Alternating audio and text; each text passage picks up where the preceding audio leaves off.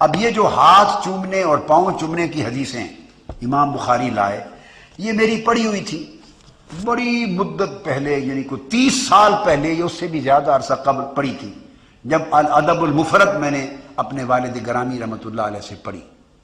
یہ بڑی زمانہ پہلے کی بات ہے، تو اس کے کئی نسخے پڑھے تھے، تو یہ کتاب میرے سامنے تو تھی ہی۔ میں ایک عرب ملک میں گیا، نام نہیں لوں گا، تو مکتبہ سے کتابیں خرید رہا تھا، تو یہ کتاب میری نظر سے گزری، یہ تو اچانک بے دھیانی میں نے اس کو صحیح الادب المفرد پڑھا، الادب المفرد لفظ صحیح نہیں پڑھا، تو میں نے سمجھا یہ نئی تحقیق کے ساتھ امام بخاری کی کتاب الادب المفرد آئی ہے، یہ غالباً 3 جلدوں میں ہے، نئی تحقیق کے ساتھ، تو میں نے خرید لی اور خرید کے رکھ دی۔ اتفاق نہیں ملا ہوا پڑھنے کا، میں نے کہا نئی تحقیق کے ساتھ آئی ہے، اس میں پھر اور تخریجات آ جاتی ہیں، حوالے آ جاتے ہیں، لے کے رکھ لی۔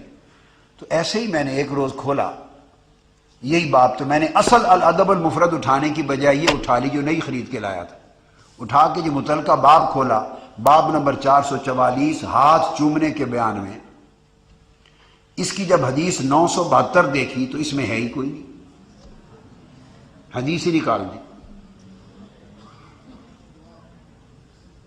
حدیث نمبر 972 ہی نکال دی، اس میں ہے ہی نہیں۔ پھر میں بڑا حیران ہو گیا، اور یہ جو اس کی تحقیق کرنے والے ہیں وہ ایک عصر حاضر کے ایک عالم ہیں، پتہ نہیں شاید فوت ہو گئے ہیں، البانی صاحب اس کو کہتے ہیں، محمد ناصر الدین البانی۔ عرب دنیا میں جائیں تو آپ کو حدیث کی تقریباً ہر کتاب پر ان کی تحقیق و تخریج ملے گی، ہر ایک کے نیچے انہوں نے حوالے بنا دیے ہیں، جو عقیدے کے خلاف ہے وہ سب موضوع کر دیا، ضعیف بنا دیا، جو مطابق ہے سب صحیح کر دیا۔ خرد کا نام جنو رکھ دیا، جنو کا خرد، جو چاہے آپ کو حسن کرشمہ ساز کرے۔ پھر میں نے آگے دیکھا تو آگے جو حدیثیں آپ کو بتائی ہیں، حدیث نمبر 974،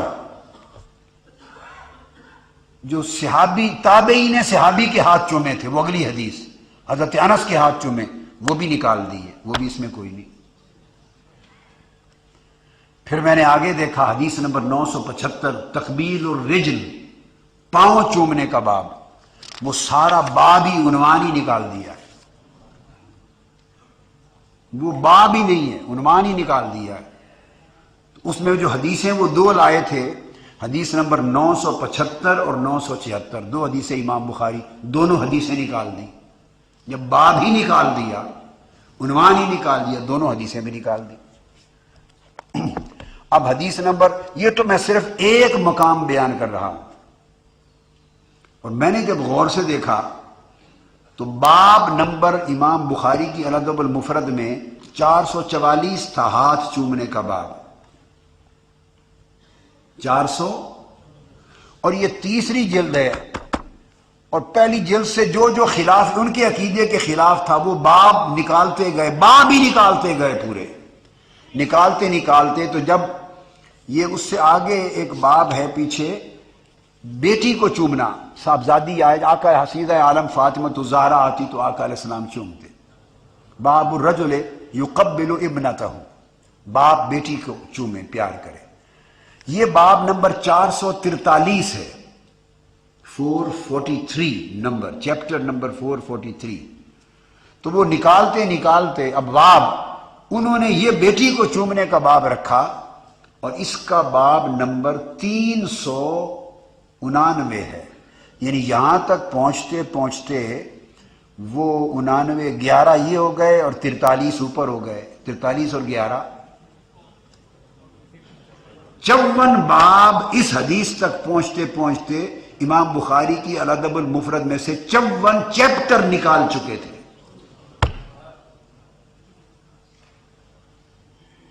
آپ سمجھے، 54 باب نکال چکے۔ پھر میں نے حدیث کے نمبر دیکھے تو تقبیل الید پر پہنچے 972، تو یہ حدیث نمبر جو انہوں نے وہ 747 رہ گئی ان کے ہاں، تو 747 اور امام بخاری کی حدیث نمبر 973 تھی، تو کتنی حدیثیں نکل چکی ہیں تیسری جلد میں اس مقام تک پہنچتے 747، 847 947, 200 اور 47 اور 73, 57, 67 اور 67, 230 اور 4 نکال دیں 226. 226 حدیثیں، یہ جو میں نے آپ کو حدیثیں پڑھ کے سنائی ہیں، اس مقام تک پہنچتے پہنچتے امام بخاری کی الادب المفرد میں سے 226 حدیثیں نکال چکے ہیں. یہ بات آپ میری سمجھیں ہیں. اب میں آپ کو اینڈ بتا دوں اس کا. یہ البانی صاحب ہیں، یہ البانی صاحب ہیں جو عالم عرب میں اس بڑے سب سے بڑے محدث گردانے جاتے ہیں. اور امام بخاری کی الادب المفرد، اب میں آپ کو وہ بھی پوری اینڈ کر دوں. امام بخاری کی ادب المفرد ختم ہو رہی ہے 644 نمبر باب پر. میں پورا انالیسس کمپیریزن دے دوں گا. الادب المفرد جو اصل ہے اس کے کتنے باب ہیں؟ یہ کارآمد چیز زندگی میں کام آئے گی یا نہیں؟ بولیے. ساری دنیا سنے گی اور کام آئے گی کہ پیمانہ کیا رہ گیا ہے. 644 باب ہیں امام بخاری کی الادب المفرد. بھئی یہ کوئی چھپی ہوئی کتاب نہیں ہے، سارے جہان میں ملتی ہے، جہاں سے چاہیں خرید لیں. الادب المفرد تو آپ کو ہر مکتبے پہ مل جائے گی، لندن مل جائے گی، برمنگھم مل جائے گی، عرب و عجم میں ہر جگہ موجود، ہر عالم کے پاس ہے. اردو ترجمہ اس کا پتہ نہیں آداب زندگی یا کسی زمانے میں نے دیکھا تھا کراچی کا کو چھپا ہوا. اب تو کئی اور بھی بن گئے ہوں گے ترجمے اس کے. 644 باب ہیں امام بخاری کے. اور یہ جو البانی صاحب کی، اب اس کا نام انہوں نے تحقیق و تخریج رکھا ہے. تخریج، تخریج کا معنی ہوتا ہے حوالہ جات نکالنا، تخریج دینا کہ کہاں کہاں یہ حدیث ہے. حدیث کا تخریج ہوتا ہے، مخرج کا کام ہوتا ہے کہ وہ حدیث کے پورے ماخذ اور مصادر پورے دے، کہاں یہ حدیث آئی ہے، پورے حوالہ جات دے. یہ تخریج ہوتی ہے. نہیں، یہ اخراج ہے. انہوں نے بجائے تخریج کے خارج کر دی ہیں حدیثیں. مخرج تو الٹا اندر سے نکالتا ہے حوالہ جات، یہ مخرج ہو گئے. تو اب ان کا آخری باب 561 رہ گیا. آخری باب تو گویا 561، 39 باب 1 اور 44 کتنے باب بنے؟ 83 ابواب امام بخاری کی الادب المفرد سے 83 چیپٹرز نکال دی ہیں پورے کے پورے. تخریج کے نام پر 83 چیپٹرز نکال دیے ہیں پوری الادب المفرد کی. اور امام بخاری کی حدیث آخری الادب المفرد میں 1322 نمبر ہے، 1322. 1322 آخری حدیث ہے الادب المفرد امام بخاری کی. اب یہ جو میں خرید کے لا بیٹھا، اس میں آخری حدیث امام بخاری کی عرض میں جو بچ گئی وہ آخری حدیث نمبر 993 ہے. گویا 1301 اور 22 اور 7 30 ہو گئی. کتنی؟ 30. کتنی؟ 330 حدیثیں تقریباً. 329 330 حدیثیں. کتنی؟ 330 حدیثیں امام بخاری کی نکال دی ہیں. تو چھوٹے اماموں بیچاروں نے وہ کہاں بچیں گے؟ اب کوئی جواز رہ گیا اس بات کا کسی کا جی ہمیں امام بخاری سے دکھائیں کہ امام بخاری نے لکھا ہے؟ تو بخاری کو کون مانتا ہے؟ وہ امام بخاری کو بھی تب مانے اگر وہ ان کے مطابق لکھیں. اگر وہ ان کی کوئی چیز اور خدا کا شکر صحیح بخاری پر ابھی ہاتھ نہیں پڑا. الادب المفرد. اب یہاں ایک نقطہ بیان کروں. اب بہانہ کیا بنیاد، میں نے پھر غور سے، میں بہت پریشان ہوا. دیر تک تو میری سمجھ میں نہیں آیا کہ یہ بددیانتی کی انتہا ہے. اگر یہ کام حدیث کی کتابوں سے ہونا شروع ہو گیا، یہ کام کتب حدیث کے ساتھ، تو 100 200 سال استغفر اللہ الامان الحفیظ. تو اب انہوں نے، میں پھر پریشان ہو کے میں نے ٹو لگائی کہ یہ ماجرا امام بخاری کے ساتھ جو ہاتھ کیا، امام بخاری پہ بھی ہاتھ ڈال دیا، ان کو بھی نہیں چھوڑا.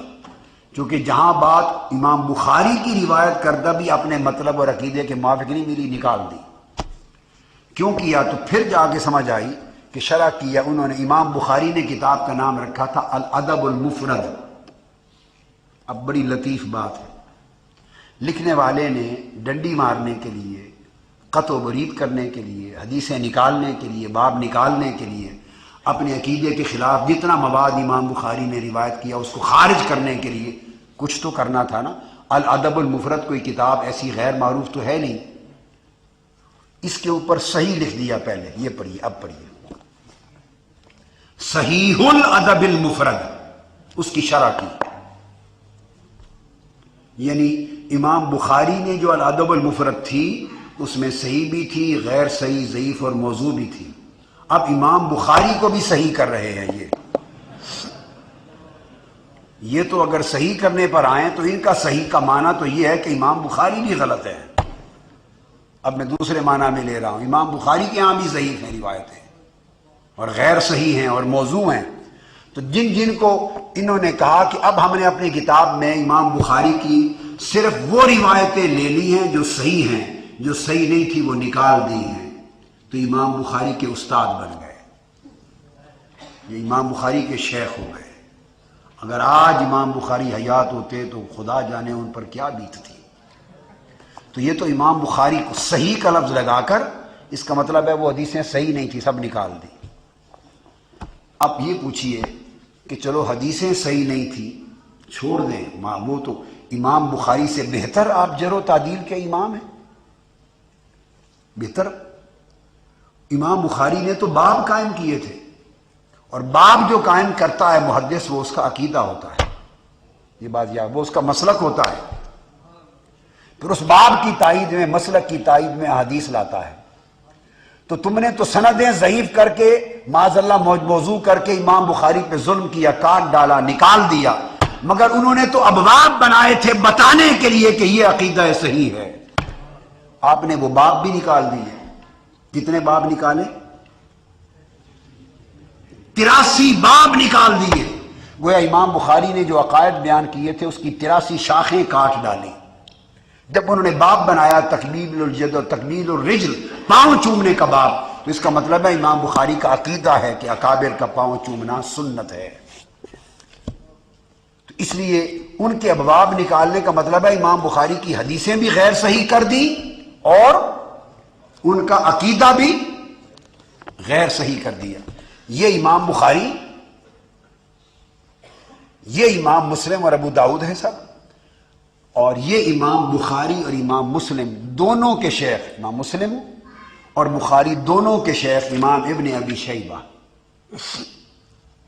یہ بات عجیب تر، عقیدہ دیکھیے عقائد کیا تھے۔ امام مسلم اور امام بخاری دونوں کے شیخ، دونوں کے، یہ امام ابن ابی شیبہ الحافظ ابو بکر بن ابی شیبہ، 235 ہجری میں ان کی وفات ہو گئی تھی۔ 200، امام بخاری امام مسلم دونوں کی جوانی تھی، دونوں کی جوانی تھی جب یہ اپنی آخر عمر میں پہنچ کے وصال فرما گئے۔ امام ابن ابی شیبہ دونوں ان کے شاگرد ہیں۔ اب انہوں نے بھی یہ کتاب حدیث میں لکھی، کتاب الادب، اور ان کی مصنف ابن ابی شیبہ بھی ہے، کتاب الادب۔ یہ دین اور ادب سکھانے کے لیے کہ دین کا ادب کیا ہے، یہ کتابیں ائمہ نے لکھی، یہ مستقل موضوع ہوتا تھا۔ ہر حدیث کی کتاب میں، بخاری، مسلم، ابو داؤد، ترمذی، نسائی، ابن ماجہ، کتاب الادب ہر کتاب میں ہے، اور الگ مستقل کتابیں بھی لکھی گئیں، جیسے امام بخاری نے لکھی اور امام ابن ابی شیبہ نے لکھی۔ انہوں نے بھی یہ کتاب الادب لکھی پوری۔ اب میں اہمیت عقیدے کے اعتبار سے بتانا چاہتا ہوں کہ اپنی کتاب کتاب الادب کی امام ابن ابی شیبہ نے پہلا باب جو بنایا دین کا ادب سکھانے کے لیے، بڑی اہم بات ہے، اب دیکھیے سگنیفیکنس۔ پہلا باب، باب ما جاء فی الرجل یقبل ید الرجل، بزرگوں کے ہاتھ چومنے کے بیان میں پہلا باب ادب دین کا ہاتھ چومنے کا بنایا۔ دس از دا فرسٹ چیپٹر۔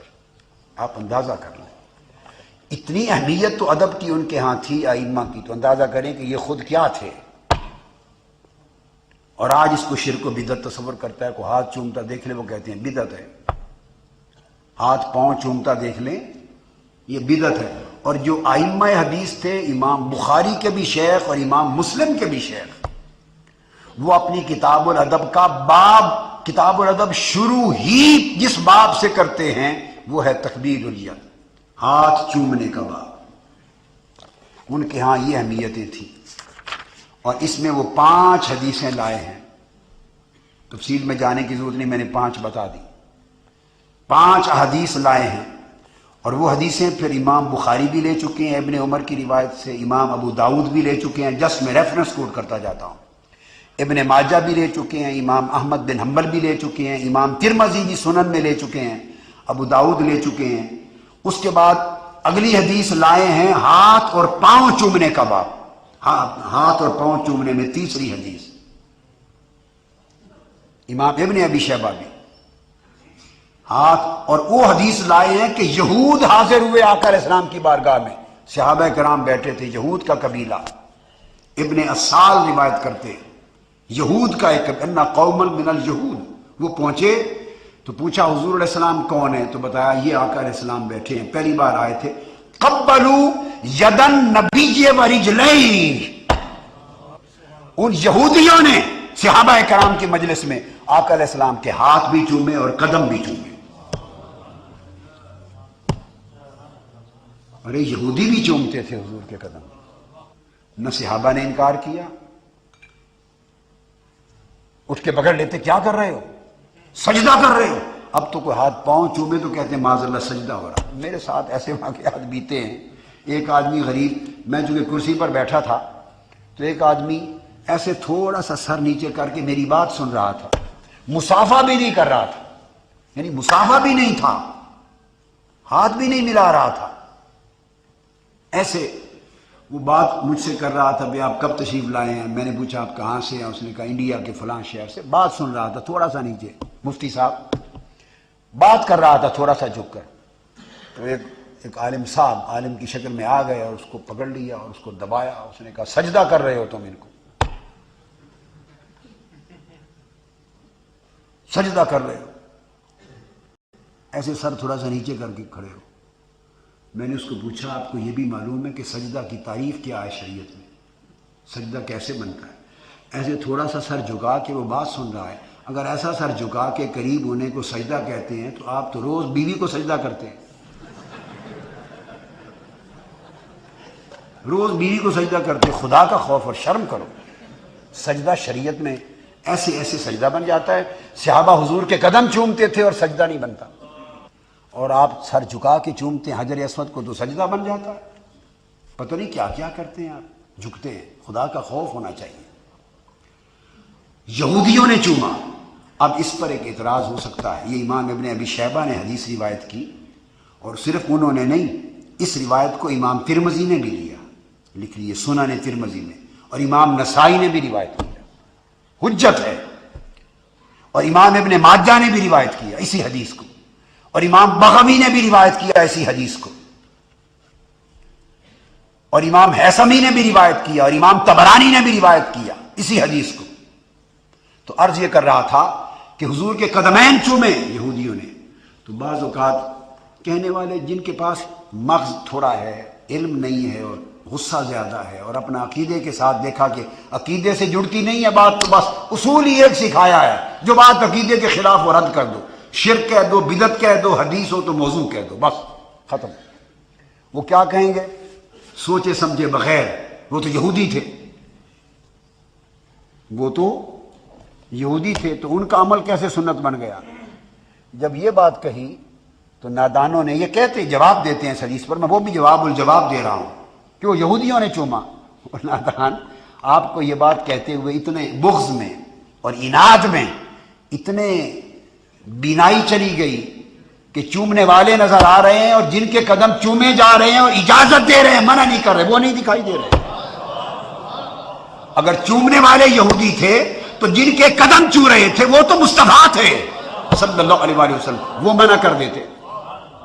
خبردار اس کی اسلام میں اجازت نہیں ہے۔ تو سنت ہو گئی، حضور نے قدم مبارک چموا رہے ہیں، اور سنت کسے کہتے ہیں؟ اور پوری مجلس میں صحابہ کرام بیٹھے ہیں، ان میں منع کوئی نہیں کر رہا، اور سنت کسے کہتے ہیں؟ وکیع روایت کرتے ہیں سفیان سے، ابن ماجہ نے اینڈ پر جہاں ان ابا عبیدہ تھا قبل ید عمر، ہر امام نے یہ کیا ہے، پہلے ہر امام نے پہلے وہ حدیثیں لائے ہیں جو صحابہ نے حضور کے قدم چومے ہیں یا ہاتھ چومے ہیں، اور ان کو پتا تھا کہ بعد میں یہ بھی کوئی سوال کر دے گا بھی حضور کے چومے ہیں، تو باقی شیوخ کے، اکابر کے، والدین کے، بزرگوں کے، اس میں والدین بھی آ جاتے ہیں، والدین کے بھی پاؤں چومنا سنت ہے، مشائخ کے، اساتذہ کے، اکابر کے۔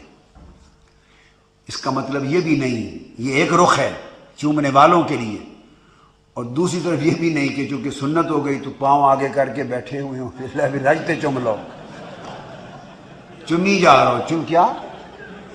چمی جا، سنی ہے تو چمی جا، انا للہ و دوسری طرف یہ ظلم کی انتہا ہو گئی کہ جس کے چمے جا رہے ہیں اس کو بھی کوئی ڈرنا چاہیے اللہ سے، اس کے اندر کچھ تواضع انکساری ہونی چاہیے، وہ اپنے آپ کو بچائے۔ قیام کرنے والے بھی قیام کریں تو اس کی طبیعت پہ بوجھ ہو، کہ نہیں بیٹھ جاؤ، اس کے لیے یہ ادب، بڑے کے لیے یہ ادب ہے کہ وہ بچائے اپنے آپ کو، چھوٹے کے لیے یہ ادب کہ وہ چومے اور قیام کرے، یہ دین کے ادب ہیں۔ تو حضرت ابا عبیدہ نے حضرت عمر فاروق رضی اللہ، ابو عبیدہ بن الجراح گورنر تھے، یہ ان کی روایت ہے، جب کبھی سیدنا فاروق اعظم جاتے وہاں ان کے ہاں تو وہ ان کے ہاتھ چومتے ہمیشہ، تو گویا یہ سنت معروف تھی۔ اس پر امام ابن ابی شیبہ لکھتے ہیں القبلۃ سنت، ہاتھ اور پاؤں چومنا سنت ہے۔ یہ بات آپ سمجھ گئے نا بات کو؟ اور پھر آگے امام سفیان روایت کرتے ہیں مالک ان مالک ان طلحہ، اور جو مالک ہیں یہ اس سند میں وہ امام مالک بن انس نہیں ہے، مالک بن مغول البجلی ہیں،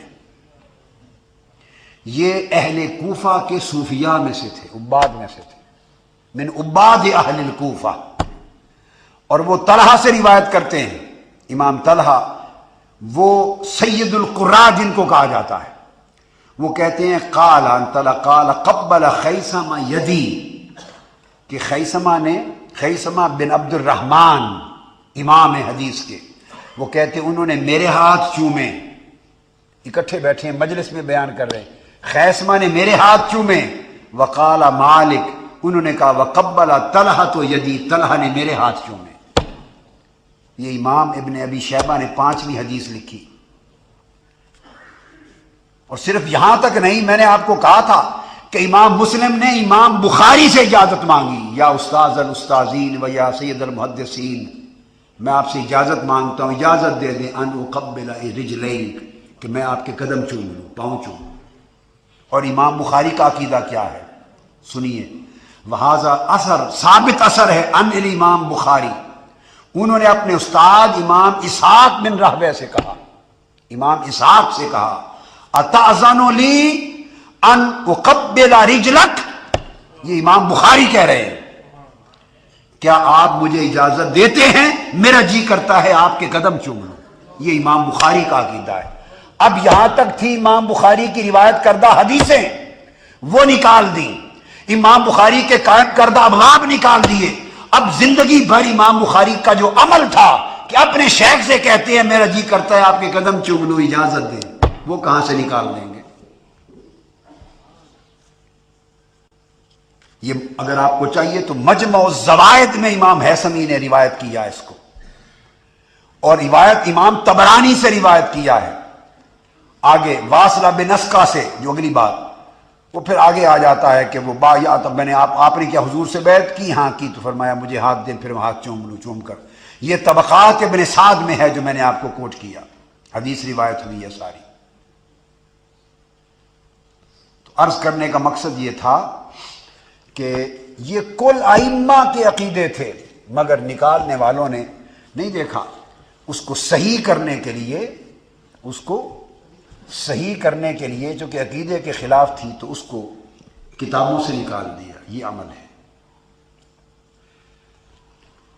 اب یہ جو تو بیسک چیز سامنے یہ آ گئی، پیمانہ یہ بن گیا کہ حقیقت میں معیار صحیح اور غیر صحیح کا، صحیح ضعیف اور موضوع کا، اور درست اور غلط کا پیمانہ نہ قرآن ہے، نہ حدیث ہے، نہ اصول ہے، نہ فن ہے، نہ علم ہے۔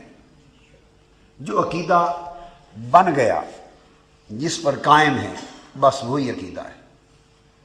اگر عقیدے کے مطابق چیز ہوئی قبول کر لی، عقیدے کے مطابق نہ ہوئی تو اس کو رد کر۔ یہ تحفۃ الاحوزی، اور اسی طرح جو مولانا عبد الرحمن مبارک پوری، یہ ہمارے ہندوستان کے ان علماء میں سے ہیں جن کے لیے میں نے کل وہ القاب بتائے تھے، مولانا نذیر حسین دہلوی کے شاگرد، اور جو ہمارے ہاں ہندوستان میں تو چونکہ اہل الحدیث کا لفظ بولتے ہیں نا، عرب دنیا میں یہاں وہ سلفی کا لفظ استعمال ہوتا ہے، تو اہل الحدیث مکتب فکر کے جو بانیان ہیں ہندوستان میں، مولانا نذیر حسین دہلوی وہ، اور مولانا عبد الرحمن بن عبد الرحیم مبارک پوری، وفات ان کی ہوئی ہے 1353 میں، ابھی تھوڑا عرصہ پہلے، یعنی 75 سال پہلے۔ تو یہ بانیان ہیں، اور ان کے پھر آگے اوپر شیوخ جو بڑے ہیں، مولانا نذیر حسین دہلوی یا مولانا نواب صدیق حسن خان البھوپالی القنوجی، وہ پھر ان کے اکابر ہیں جو اصل بانی لوگ ہیں۔ اب ان کا عقیدہ وہ بخاری شریف کے امام بخاری کے تعارف میں، امام بخاری کے تعارف میں ان کا عقیدہ یہ ہے کہ وہ آگے لکھتے ہیں کہ امام بخاری، اب انہوں نے بھی اپنی کتاب میں لکھا ہے کہ انہوں نے بھی، امام بخاری نے فرمایا کہ میں نے اپنی کتاب جو کتاب بخاری ہے التاریخ الکبیر، حضور علیہ السلام کی قبر انور کے پاس بیٹھ کر لکھی، اس کی تائید وہ بھی کرتے ہیں۔ یہ تحفۃ الاحوزی میرے ہاتھ میں ہے، مولانا مبارک پوری کی، اس کا صفحہ 83 ہے، صفحہ 83 اقرار کر رہے ہیں۔ آج انہی کے ماننے والے، صرف متوجہ کر رہا ہوں کہ اکابر سب کے کیا بات کہتے اور کیا عقیدہ رکھتے تھے، اور وہ لکھتے ہیں کہ حینئذ صنفت التاریخ عند قبر النبی صلی اللہ علیہ وآلہ وسلم فی اللیالی المقمرہ، چاندنی راتوں میں میں آقا علیہ السلام کی قبر انور کے پاس بیٹھ کر لکھتا اور اپنی تاریخ کبیر کو مکمل کیا میں نے۔ صفحہ 83۔ اب صرف التاریخ الکبیر کی بات نہیں ہے، بلکہ اس سے بڑھ کر یہ کہ امام بخاری نے، تمام محدثین اس بات پر متفق ہیں کہ جو صحیح بخاری کے تراجم ہیں، صحیح بخاری کے تراجم الابواب، ان کی تکمیل بھی جب امام بخاری نے کی تو وہ بھی حضور کی قبر انور کے پاس بیٹھ کر، آقا علیہ السلام کی قبر انور کے پاس، اس میں بھی وہ یہ لفظ لکھتے ہیں عند قبر النبی صلی اللہ علیہ وآلہ وسلم۔ صفحہ 656، مقدمہ فتح الباری، امام ابن حجر عسقلانی، جو شرح صحیح بخاری کا مقدمہ ہے فتح الباری کا، 656، یہ آپ دیکھ لیجیے۔ اس سے صرف عقیدہ بیان کرنا مضبوط۔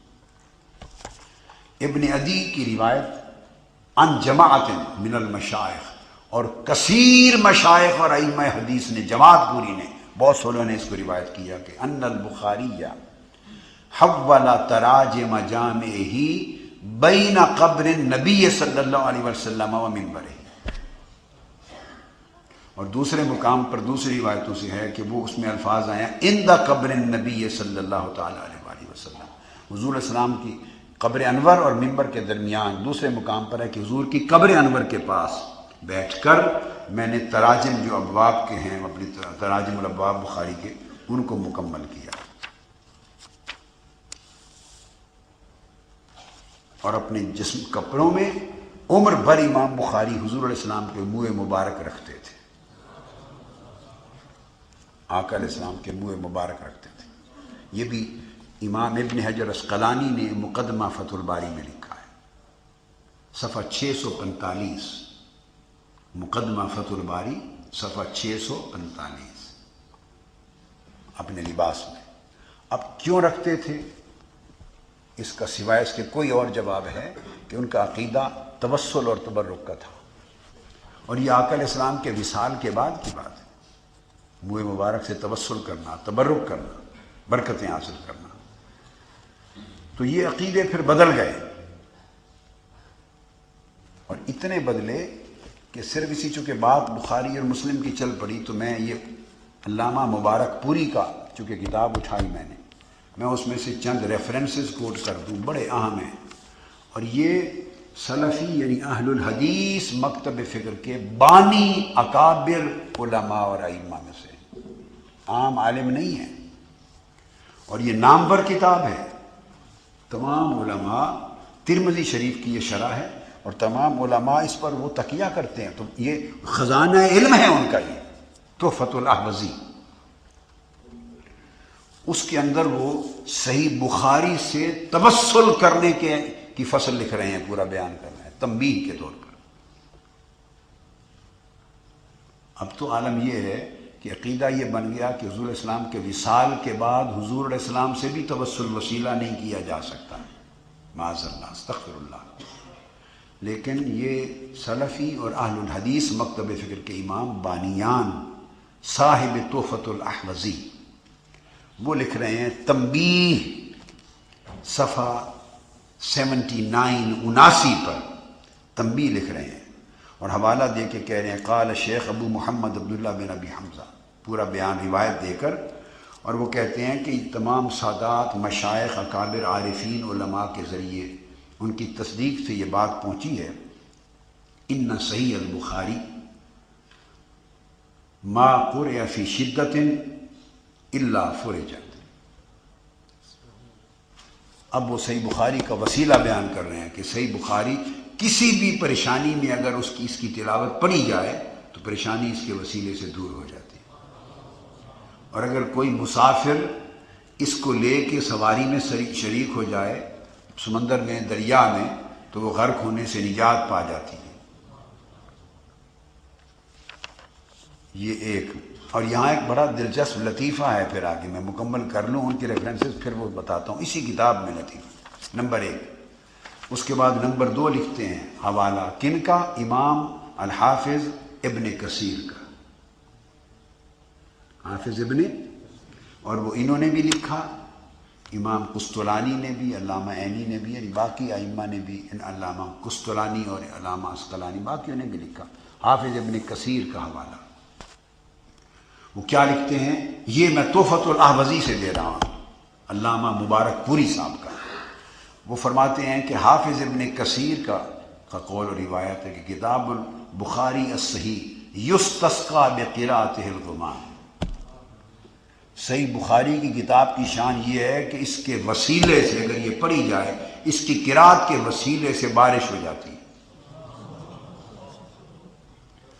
اب ایک طرف یہ خیال کرنا، عقیدہ رکھنا کہ حضور کے وصال کے بعد حضور علیہ السلام کا وسیلہ ہی جائز نہیں ہے، اور کوئی وسیلے سے نہ بارش ہوگی نہ مصیبتیں ٹلیں گی، دوسری طرف اس عقیدے کے بانی امام وہ شرح حدیث میں مقدمہ بھی یہ لکھ رہے ہیں بخاری کے مقام و منصب کا تذکرہ کرتے ہوئے کہ اس کے وسیلے سے بادل آ جاتے ہیں اور بارش برستی ہے، اور وَأَجْمَعَ عَلَىٰ قُبُولِهِ،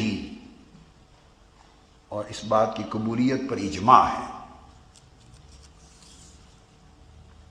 اس کے بعد تیسرا ریفرنس دیتے ہیں علامہ مبارک پوری، وقال الشیخ عبد الحق المحدث الدہلوی۔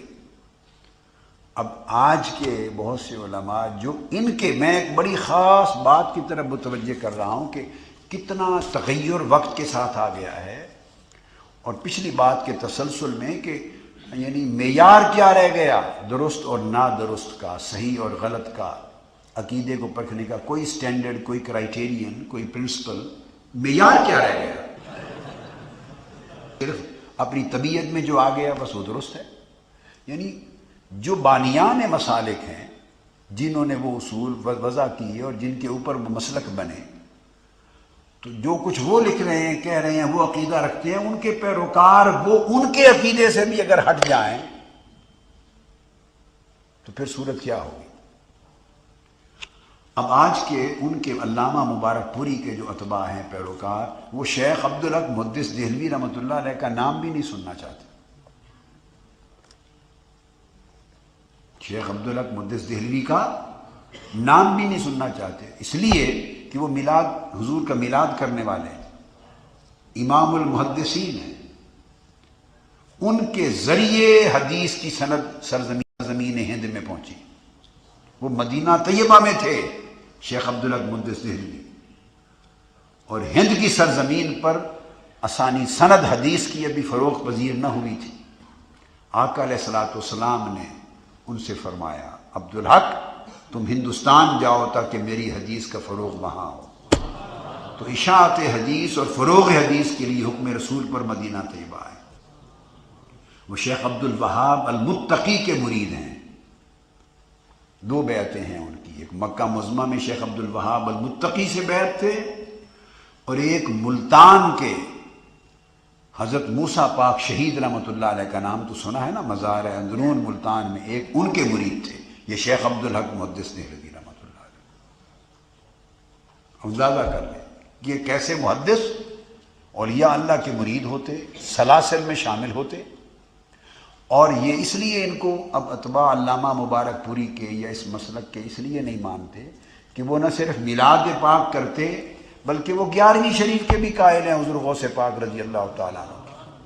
اور جو انہوں نے کتاب لکھی شیخ عبدالحق محدث دہلوی نے، ما ثبت من السنہ، ایک کتاب ہے کہ 12 مہینوں کے کون کون سے اعمال سنت سے ثابت ہیں، یعنی جن کے لیے سنت میں کوئی اصل موجود ہے۔ کیا مطلب ہوا؟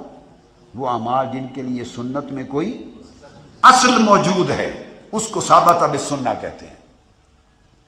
اور ربیع الثانی میں حضور غوث پاک کی 11ویں شریف کو ما ثبت من السنہ میں لکھا، اور وہ یا رسول اللہ اور یا غوث العظم اور اولیاء اللہ، وہ چونکہ ان کا یہ عقیدہ تھا جو آپ کا ہے، سارے ائمہ کا، اس لیے ان کا نام نہیں سنتے۔ اور علامہ مبارک پوری جو بانیان اور ائمہ ہیں، یعنی عقیدہ سلفیہ یا کے، وہ ان کو بطور حجت اور اتھارٹی کوٹ کر رہے ہیں، ان کا حوالہ۔ اور کیا کوٹ کر رہے ہیں؟ اشیعۃ اللمعات، یہ مشکات شریف کی شرح لکھی ہے انہوں نے فارسی زبان میں، اشیعۃ اللمعات، اور ایک عربی میں بھی لکھی ہے اللمعات۔ اور وہ کہتے ہیں کہ قارا، وہ بیان کر رہے ہیں، اشیعۃ اللمعات میں لکھا ہے کہ کثیر من المشائخ والعلماء الثقات۔ اب وہ بیان کرتے ہیں کہ کثیر مشائخ محدثین نے اور ثقہ علماء نے، العلماء الثقات، یہ عام کوئی خطیب یا عام جو ہمارے ہاں آج کا جو زمانہ آ گیا، آج تو جو جب جوش میں آتا ہے جس کا ذکر کرے تو وہ تو ثقہ تو غریب شے ہی کوئی نہیں ہے۔ ثقہ جو لفظ، ثقہ کیا لفظ ہے؟ ثقہ کہنے سے تو میں نے تو عرض کیا تھا کل آپ کو، چھوٹے موٹے لقب جو پہلوں کے لیے بڑے ہوتے تھے ان کے نام سن کے بھی ڈرتے تھے، بھائی ہم اس قابل کہاں۔ تو آج کل تو ان لقبوں پہ تو نظر ہی نہیں پڑتی، ان القاب پر، وہ تو اوپر سے شروع ہوتے ہیں۔ مگر کسی کو العلماء الثقات کہنا، محدث کا کہنا، بہت بڑا معنی رکھتا ہے۔ کہتے ہیں کہ علماء ثقات اور کثیر مشائخ نے یہ بات پڑھی، کیا؟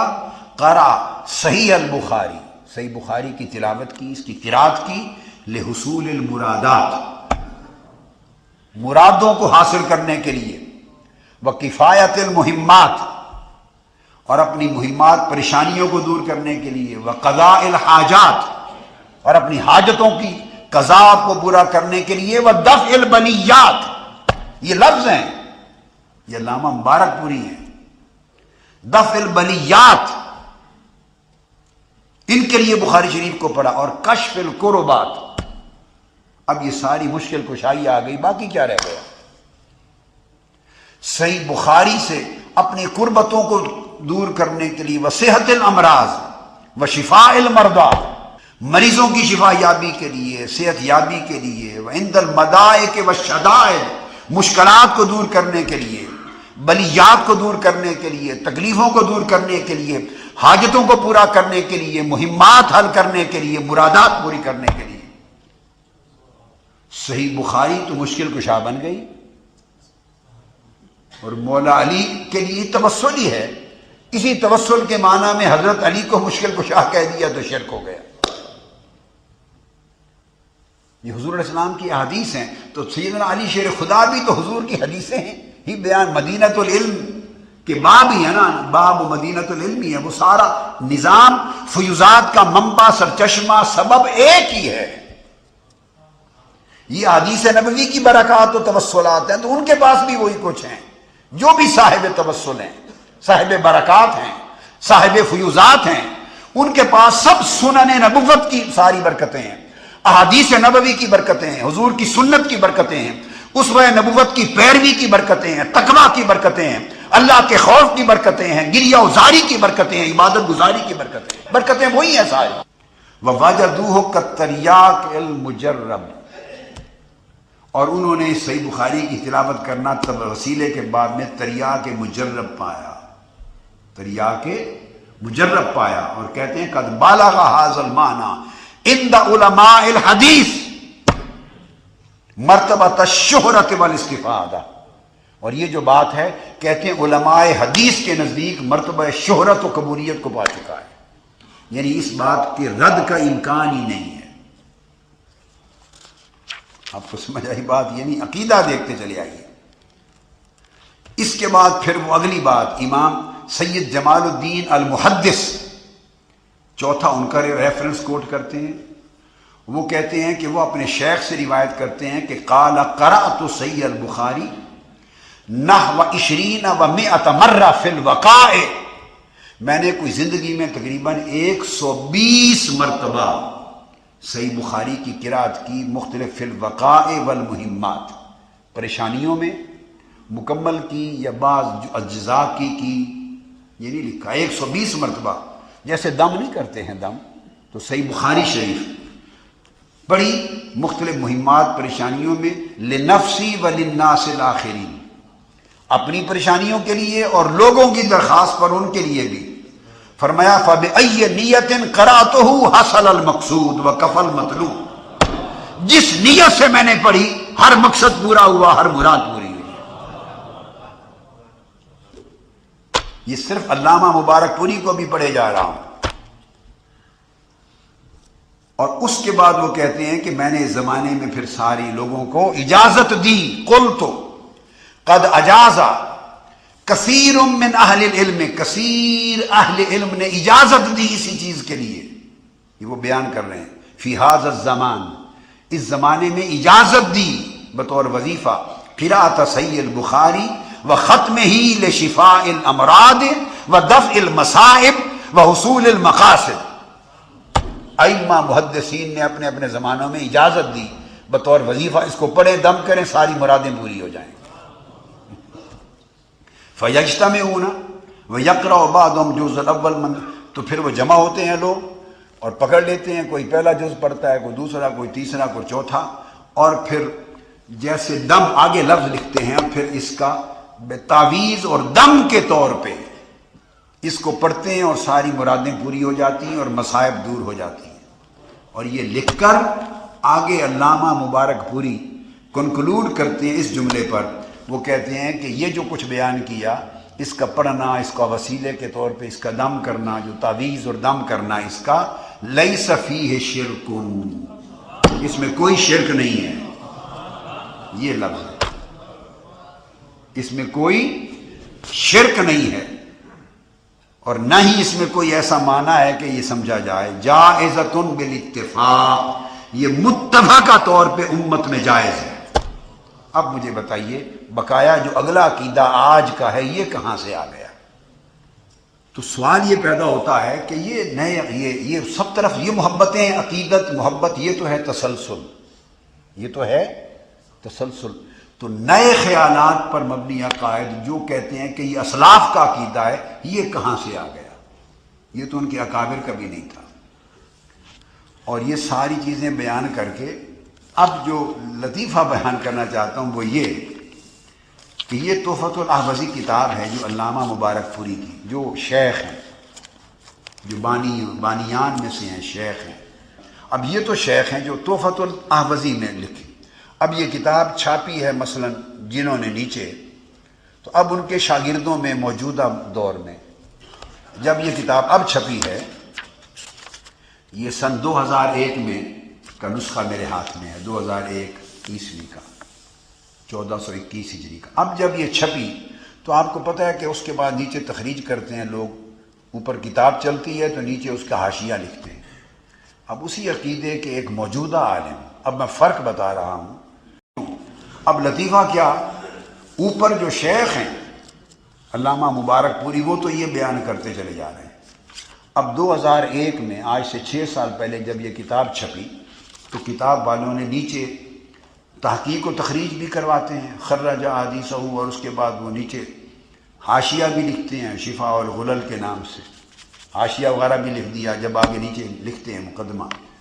اب اوپر شیخ جو بانی ہیں وہ سب توسل کی برکتیں لکھ رہے ہیں، اور اسی کے نیچے اسی ہر صفحے پر حاشیہ لگا کے، جو اب 4 سال پہلے جو کتاب 5 سال پہلے چھپی، جو ان کے اب موجودہ دور کے نمائندہ ہیں، وہ سارا جو کچھ اوپر لکھ رہے ہیں وہ نیچے اس کی تردید کر رہے ہیں۔ یہ شرک ہے، یہ شرک ہے، یہ قرآن سے ثابت نہیں، حدیث سے ثابت نہیں، یہ غلط ہے، یہ بدعت ہے۔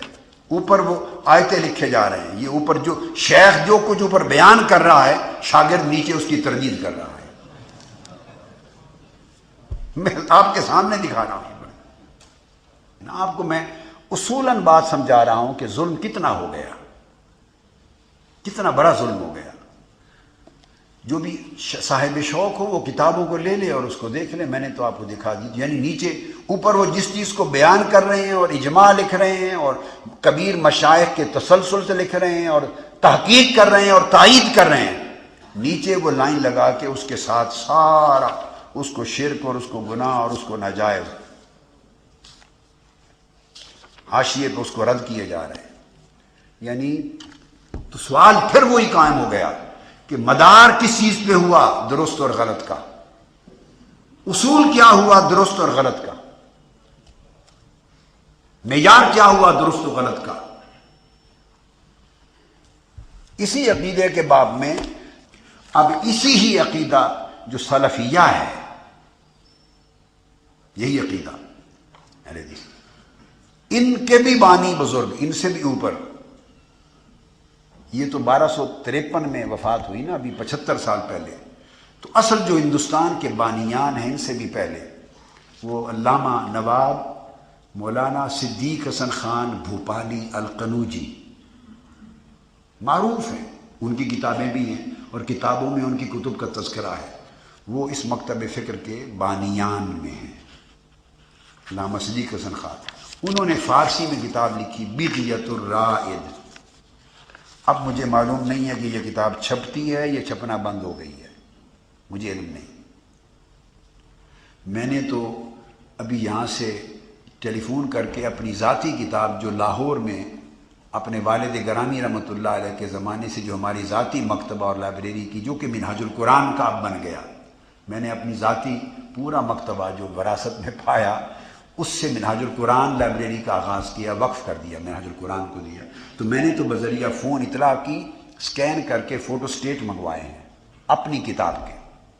اب نہیں معلوم یہ کتاب ممکن ہے چھاپنا بند کر دی ہو۔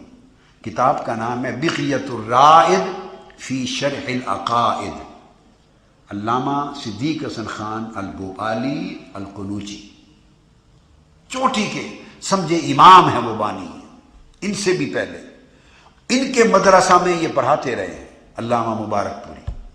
بھوپال جب گئے، یہ بانیان میں سے، اور جو کتاب میرے ہاتھ میں ہے یہ چھپی تھی، یہ ہمارے کتب خانے کی جو ذاتی میری کتاب ہے، یہ 1301 ہجری میں چھپی ہوئی ہے، آج سے 127 سال پہلے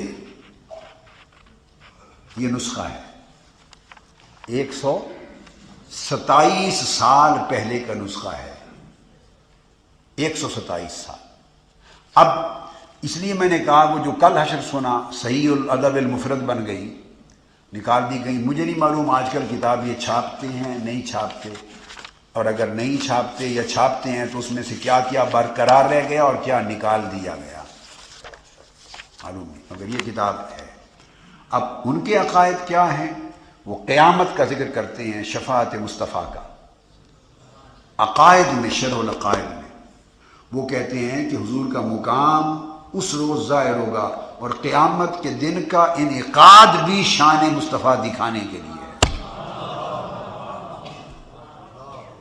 یہ تشریح ہے روز قیامت کی، کہ قیامت کے دن کا انعقاد بھی شان مصطفیٰ دکھانے کے لیے، اور ان کے لفظ ہیں فارسی میں روز اوست و جاہ اوست، وہ دن قیامت کا تو دن ہی مصطفیٰ کا ہوگا، اور قیامت کے دن شان ہی مصطفیٰ کی شان ہوگی، وہی دیکھنے والی ہوگی۔